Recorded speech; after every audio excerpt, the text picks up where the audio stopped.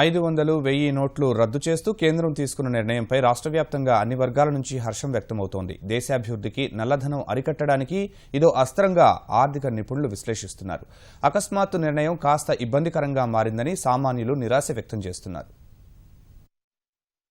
1000, 500 నోట్లు రద్దు చేసినట్లు ప్రధాని మోదీ ప్రకటించగానే రాష్ట్రంలోని ఏటీఎంల వద్ద ఒక్కసారిగా జనాల తాకిడి పెరిగింది. 2 రోజుల పాటు ఏటీఎంలు పనిచేయవని వెల్లడించడంతో అర్ధరాత్రి వరకు లావాదేవీల కోసం ప్రజలు పడిగాపులు పడ్డారు. ప్రజలు 100 నోట్లు తీసుకునేందుకు పరుగులు తీశారు. బారులు తీరిన ప్రజలు అవసరాల నిమిత్తం నగదు తీసుకునేందుకు ప్రయత్నించారు. ప్రధాని మోదీ నిర్ణయాన్ని స్వాగతించిన వినియోగదారులు అకస్మాత్తు ప్రకటన వల్ల ఇబ్బందవుతుందన్నారు. ప్రభుత్వ నిర్ణయము చాలా హర్షించదగ్గ నిర్ణయము.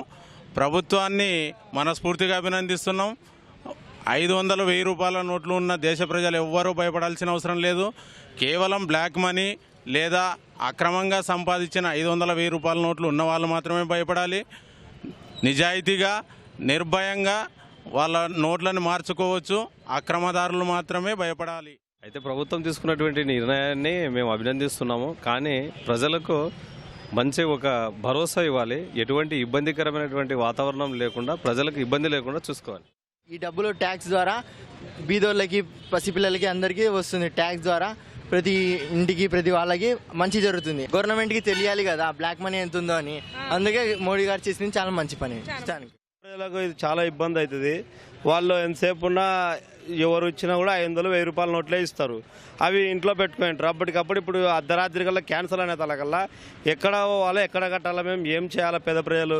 ఇది కూలికి ఆడిగో 500 ఇచ్చిరు, 1000 ఇచ్చిరు. ఆ 500 కూడా తీసుకుపోవాలంటే తీసుకోవాలంటే రేపు ఏం చేయాలా? నల్లధనం బయటకు రానికే చేయడం మంచిదే, కానీ కొద్దిగా టైం ఇవ్వడం వల్ల ప్రజలకు అందరికీ చాలా మంచిగా ఉంటుందని మా అభిప్రాయము. All those who are having black money, nowadays everything is corrupted. Society is corrupted. 100%, yeah, 100%. It's very good, yeah, 100%. It's a perfect decision. I support. పట్టణాలు, పల్లెలు అని తేడా లేకుండా ఏటీఎంలు జనాలతో కిక్కిరిసిపోయాయి. 100 నోట్లకు ప్రయత్నించిన ఖాతాదారులు 400 మాత్రమే తీయడం ప్రారంభించారు. దీనివల్ల రద్దీ విపరీతంగా పెరిగిపోయింది. త్వరగా ఏటీఎంలు నిండుకున్నాయి. 100 రూపాయల నోట్లు అయిపోవడంతో జనం నిరాశతో వెనుదిరిగారు. చాలా మంది తమ వద్ద ఉన్న 500, 1000 నోట్లను డిపాజిట్ చేసేందుకు ఎగబడ్డారు. ఇది అర్ధరాత్రి ఇప్పుడు నిర్ణయం తీసుకున్నారు, బాగుంది. దీనివల్ల ఏంటంటే ఈ నల్లధనం గట్ట దాచుకున్న వాళ్ళందరూ మన పొలిటీషియన్స్, ఎక్కువగా పొలిటీషియన్స్ దగ్గర ఉంటాయి. ఇప్పుడు వాళ్ళందరూ దీనివల్ల ఇబ్బంది పడతారు. కానీ ప్రజలకు ఇప్పుడు 2 రోజులు ఏటీఎంలు బంద్ అన్నారు. దానివల్ల కొంత ఇబ్బంది. బ్యాంకులు తెరిచి ఉంచి కొద్దిగా 100 ఏదో మాకు చేంజ్ కింద ఇస్తే బాగుంటుంది. కొంచెం బ్యాంకులో ఇబ్బంది అయినా సరే ఓర్పుగా ఉండి డబ్బులను మార్చుకొని ఈ 2000 రూపాయల నోట్లు మనం స్వాగతిస్తే దీనివల్ల నల్లధనం అనేది అరికట్టవచ్చు. అండ్ డాలర్ రేట్ కూడా తగ్గుద్ది, మనీ రేట్ కూడా పెరుగుద్ది. సో విధంగా ఇండియా చాలా డెవలప్ అవుద్ది. నేను దీనికి చాలా అగ్రీ చేస్తున్నాను. కాకపోతే 2-3 డేస్ వరకు జనాలు అందరూ చాలా కష్టపడతారు, తప్పదు కాబట్టి. ఎందుకంటే హండ్రెడ్స్ ఉండవు చాలా మందికి. ఇప్పుడు ఆ నిత్యావసర వస్తువులు కొనుక్కుందామన్నా, ఈయన పెట్రోల్ బంక్స్ కానీ రైతు బజార్ దగ్గరికి వెళ్ళినా చాలా ఇబ్బంది పడతారు జనాలు. కానీ దేశం బాగుపడుతుంది కాబట్టి సపోర్ట్ చేస్తున్నాను నేను కూడా. ప్రస్తుతం పెట్రోల్ బంకులు కూడా యాక్సెప్ట్ చేస్తామని చెప్పారు, కానీ పెట్రోల్ బంకులు ఇప్పుడు తీసుకోవడం లేదు. సడన్గా ఇప్పుడు డిపాజిట్ చేస్తాను చాలా మంది. 2 రోజులు ఏటీఎం బంద్ అంటున్నారు. మెడిసిన్ అవసరమైన పెట్రోల్ అవసరం అంటే ఎమర్జెన్సీ ఇప్పుడు యాక్సిడెంట్ అయింది, తీసుకెళ్ళాలి. కార్లో పెట్రోల్ లేదు. పెట్రోల్ వేస్తామంటే 500 నోట్లు ఉంటాయి ప్రస్తుతానికి. 100 రూపాయల నోట్లు ఇప్పుడు ఉండవు.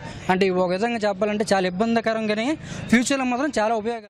ఎవరినైనా ఏసీబీ టార్చ్ చేస్తే 100 కోట్లు, 200 కోట్లు ఏంటండి ఈ డబ్బు? ఎక్కడి నుండి? ప్రజల దగ్గర నుండి సేకరించి ఈ విధంగా లంచానికి ఆశపడి అవినీతి పెచ్చిమిరిగిపోతుంది. ఈ నిర్ణయము చాలా మంచి పరిణామం. ఇది రాజకీయ నాయకులు కూడా ఇది గుణపాఠమే. వాళ్ళకు కూడా ఇది మంచి పద్ధతి కాదు. ఇప్పుడు ఎక్కడ ఏముందనేది బయటపడుతుంది. ప్రతి ఒక్కరు ఐటీ రిటర్న్స్కి ఎలిజిబుల్ అవుతారు. ఏ లావాదేవీలు జరిపినా సరే కంపల్సరీగా ఐడి ప్రూఫ్తో సహా దొరికిపోతారు. ఇది చాలా మంచి నిర్ణయం. ఒక 3 రోజుల్లో చలామణి చేయడం, తర్వాత 30th లోపు ఎక్స్చేంజ్ చేసుకోమని చెప్పడం అనేది కొద్దిగా ఇబ్బందికరమైన విషయం. సామాన్యుల వరకు ఇది వెళ్ళటం చాలా కష్టం కాబట్టి కొంచెం టైం పెంచి, అలాగే ఈ నోట్లు తీసుకునే విధానం కూడా ఎక్కువ మొత్తంలో ప్రభుత్వమే కౌంటర్లు పెట్టి తీసుకుంటే బాగుంటుందని నా సూచన. నేను సెక్యూరిటీగా చేస్తాను 3 సంవత్సరాలు. మేము కష్టపడుకుని మరి పిల్లల కోసం అని దాచుకున్న డబ్బులన్నీ ఇప్పుడు మేము 500 నోట్లు, 1000 రూపాయల నోట్లు మరి అవి ఇప్పుడు ఎట్లా మార్చుకోవాలనేది మాకు అర్థం కావట్లేదు. సడన్గా మధ్యతరగతి వాళ్ళని ఇట్లా చేస్తే ఎట్లాగండి? ఏమి తోసిన పరిస్థితి అయిపోయింది. మధ్యతరగతి వాళ్ళ పరిస్థితి ఏంటని అర్థం కావట్లేదు. అర్జెంటుగా మార్చుకోరు కదా. మరి ఇప్పుడు ఇంట్లో మేము మొన్నే సీట్లు పడుకున్నాము. ఆ డబ్బులన్నీ మరి ఎక్కడ తీసుకెళ్ళి మార్చుకోవాలి మేము?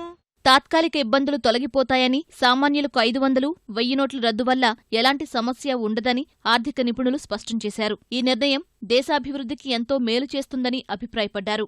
నల్లధనాన్ని బయటికి తీయాలి అంటే మోడీ గారు ఫస్ట్లోనే ఐడియాస్ ఇంట్రడ్యూస్ చేశారు. అప్పుడు నల్లధనం ఉన్న వాళ్ళందరూ చాలా ఓపెన్గా డిపాజిట్ చేసుకుంటుంటే చాలా చక్కగా ఉండేది. నల్లధనుల కుబేర్లకు మాత్రం చాలా దెబ్బండేది. వాళ్ళు డబ్బు మొత్తాన్ని ఎక్కడ పెట్టుకోవాలి, ఏం చేసుకోవాలి అనేది ఇంకా ఆలోచన చేసి చాలామంది చాలా విధాలుగా బాధపడుతూ ఉండొచ్చు. ఈ పాటికే బ్లాక్ అంటూ ఉండదు. ఇక నుంచి ప్రతి ఒక్కరు కూడా పన్ను పరిధిలోకి వస్తారు.